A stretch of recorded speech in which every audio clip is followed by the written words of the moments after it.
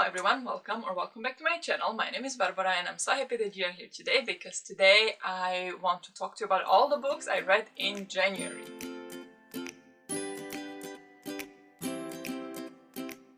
So in January I read, let's say, 5 books. I did start a couple more that I did not manage to finish in January, so those will be in my February wrap-up.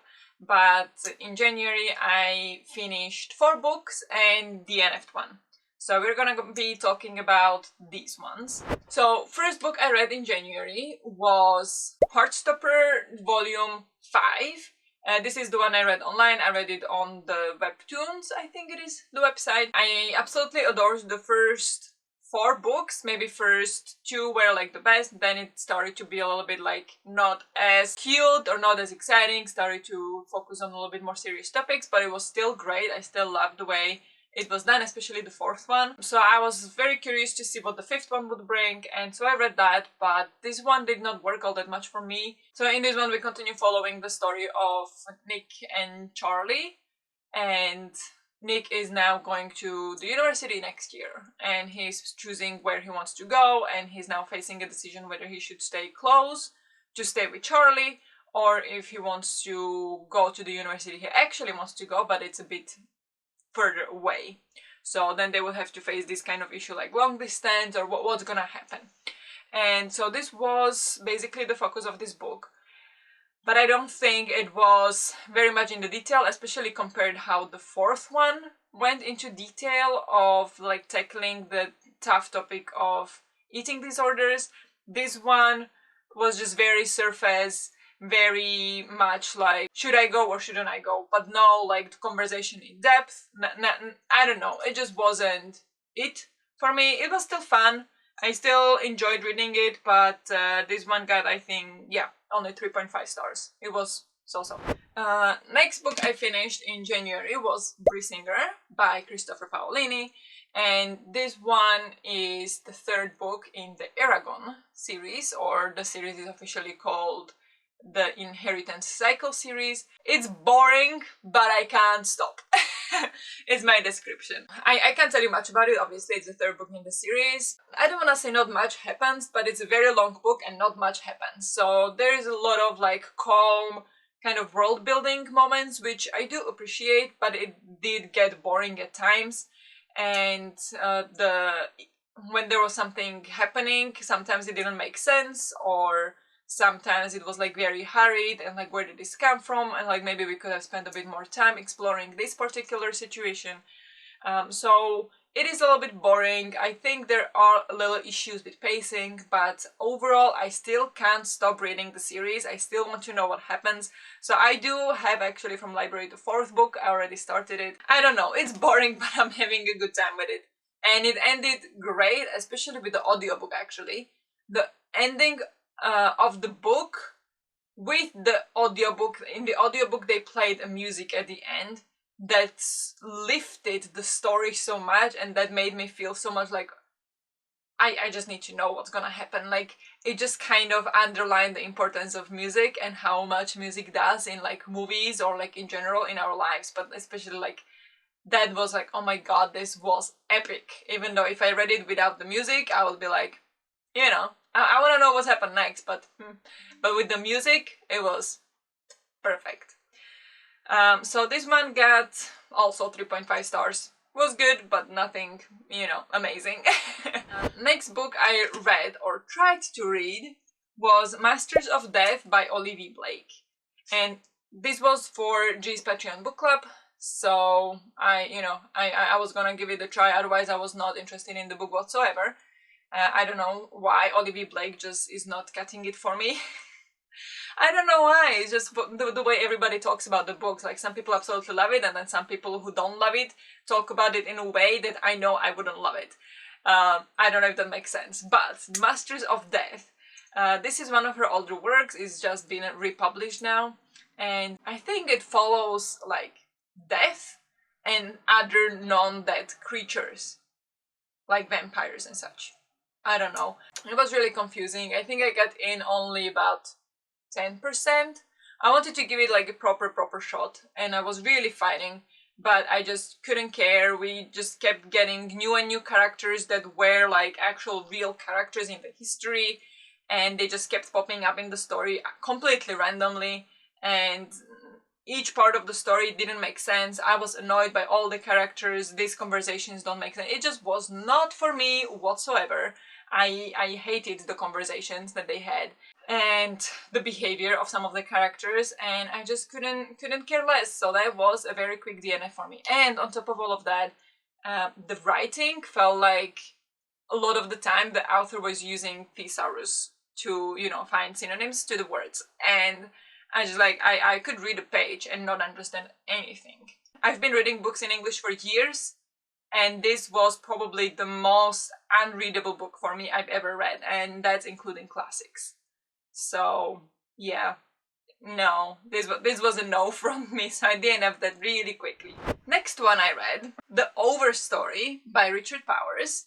This was our pick for November and December for the Climates book club. This is a very chunky book. It's like 500 pages. It doesn't look that chunky, but it is. And the text also is really, really tiny. So there is a lot of text in it. But this is a fiction book. The author won the Pulitzer Prize for this book, so it is very well received by the professionals and by the critics. And this basically is kind of a exploration of human nature and of the relationship between humanity and nature. There is a plot, but it is definitely mostly character driven, where one of the main characters, I would say, is the nature. So if this sounds to you like something you wouldn't like, maybe don't read this. Don't put yourself through the misery of this, because it is very long and it is very slow. But if you do like trees, if you do like nature, and you do appreciate the role that nature plays in our lives, and if you understand the need that we have to preserve nature, then this might be a very good book to read, because it does exactly that. So it's basically split in different sections, and in the first section we are introduced to, I think, 9 characters, and in this part we kind of explore how each of these characters build a relationship with trees, specifically trees.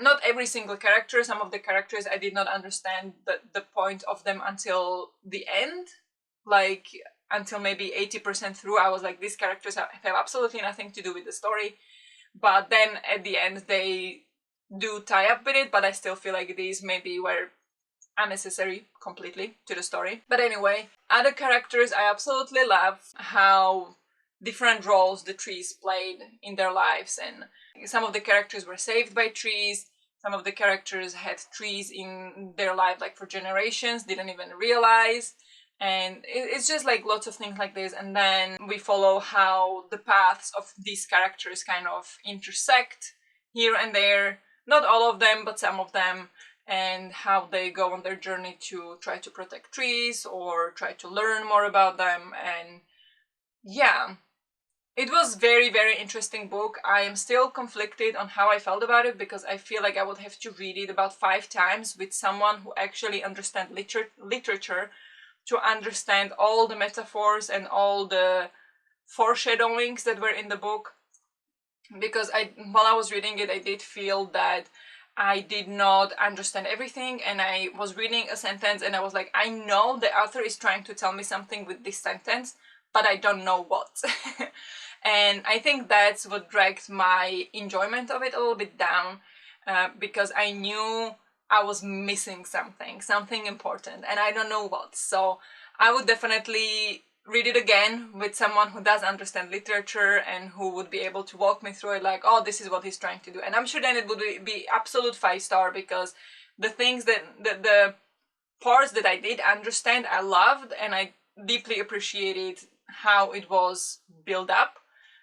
But there are lots of parts that I did not understand. So this book is, I don't want to say hard work, but it's not just light reading. This takes dedication to like sit down, grab a cup of tea, and like really dive in and give it your full focus, because it is not just like, you know, I'm just gonna read the sentence here or there. Like, that's not gonna work. So It is a very different type of book that I usually read, but I did enjoy it. I think this one I gave 4 stars. It was a good book, but I did not enjoy it as much as I expected to, because I did not understand a lot of it. So this definitely has a potential to climb up in the rating, but that would take quite some work, so I don't know if that will ever happen, but yeah, that's the Overstory.